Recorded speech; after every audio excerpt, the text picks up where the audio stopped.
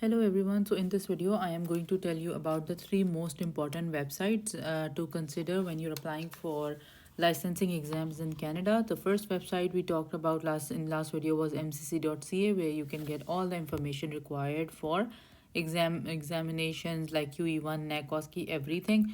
And once you get all the information here, you get resources, you get free resources to study for QE1 like here. That's all in one video that I showed you in the previous one.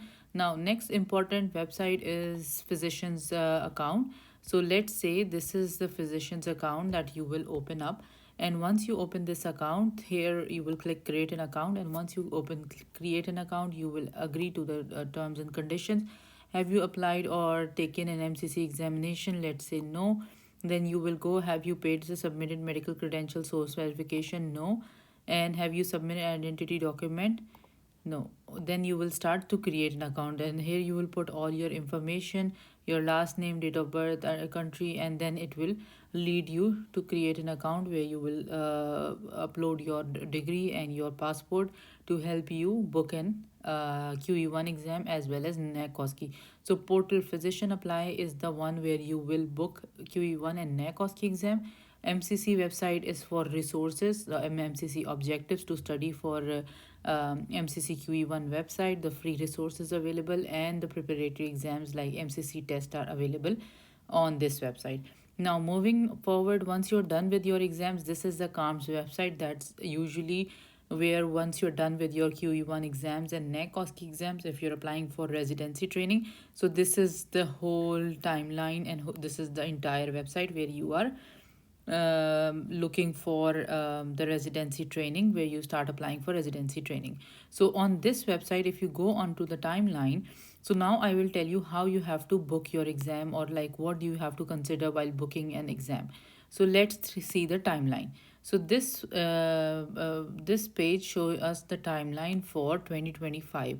Let's say in the September they open the CaRMS portal, and then they have program description available. Program description is basically the requirements or the criteria for each program to apply for, and then there's a deadline for translation of it. So this is basically the timeline. So from this timeline you will get to know that September is usually the time when CaRMS application opens. That means you have to do QE1 and NAC OSCE exam before September of 2024. It was for the previous year.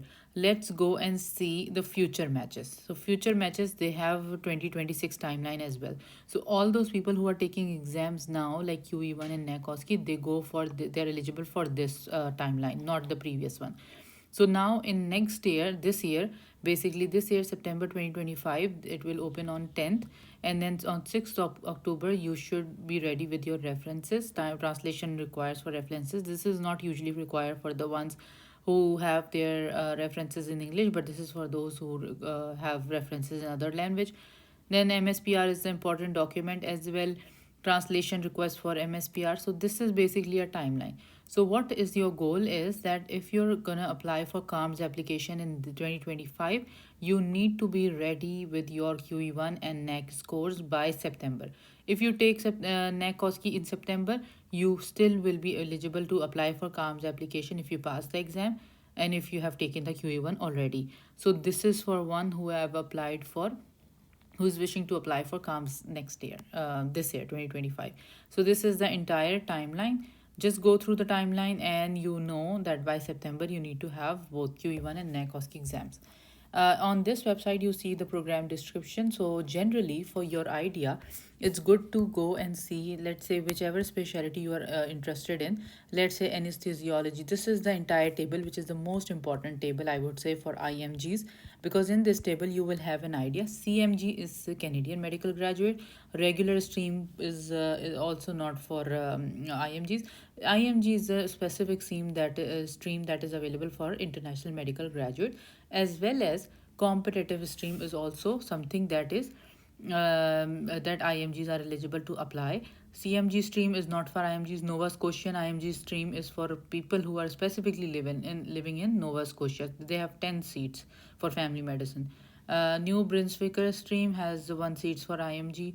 So regular stream including, and then yeah, that's about it. So most important thing is IMG stream. For anesthesia, they have 11 seats. For dermatology, they have 2 seats. And that means, let's say, if I click on dermatology and it says 2 seats for IMGs, this is available in University of Ottawa and University of Toronto. So they have only 2 seats, and one is available in Toronto and the other one is in Ottawa. So that's how it works. Okay, now we'll go back to disciplines, and then let's say radiology has 4 seats for IMGs. Diagnostic and clinical pathology has 2 seats. Diagnostic and molecular pathology has 8 seats. Emergency medicine has 7 seats. Family medicine has the maximum number of seats. This says 236. Family medicine integrated clinical scholar, that is this research specifically. That means you need to have a PhD degree or some research degree associated for this program to be eligible. General surgery has 9 seats. Hematology has 1 seat. Internal medicine has 70. Genetics has 1. Microbiology has 2. Neurology has 13, and then pediatrics, neuropathology, neurosurgery has 1. OBGYN has 9 seats, and orthopedic surgery has 8 seats for IMGs. Pediatric has 25 seats. And then psychiatry also has a good number of seats, that is 29, because they require more psychiatrists. Public health and preventive medicine has 3 seats. Urology has 3 seats as well. So in total, let's say if they have 2074 seats for CMGs, they only have 455 seats for IMGs. But the maximum number of seats for IMG is family medicine. That's why most of the IMGs are applying for family medicine program, and the second top one is for internal medicine. And then if we go down the list, then we have most of the number for psychiatry and pediatrics, as well as neurology, and that's it. So the competition is quite tough for IMGs. There are lots of IMGs across the world. If we go into family medicine, you see these are the universities who are taking candidates for IMGs as well. So if you go to specific universities, you see Dalhousie, Memorial University, every university has their own requirements, but you need to have QE1, NAC OSCE, and English exam for all these universities. So this is the basic information that you need to know. University of British Columbia has 52 seats, but you have to do BC cap before that, and you have to separately apply for that as well before CaRMS cycle.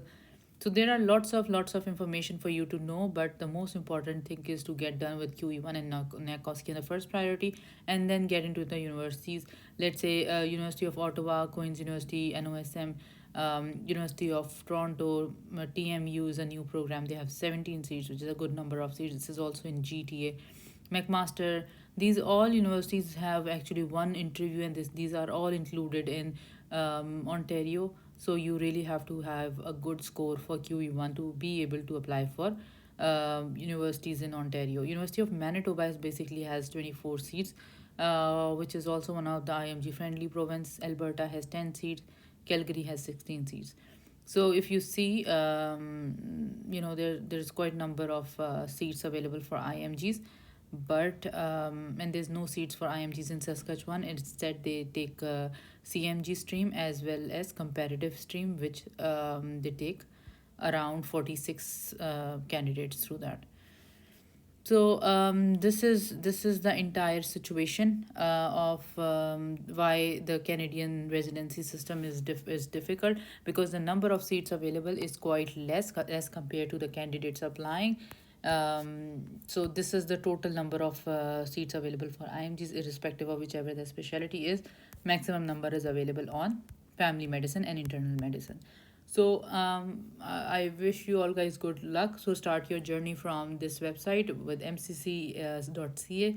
Open your account on Physicians Apply. That's the step 2. And then the third step is, once you're done with QE1 and NAC OSCE and your English exam, then you have to start login, and you have to start creating account on CaRMS application. CaRMS application requires to pay you a separate fee. So that's an additional thing.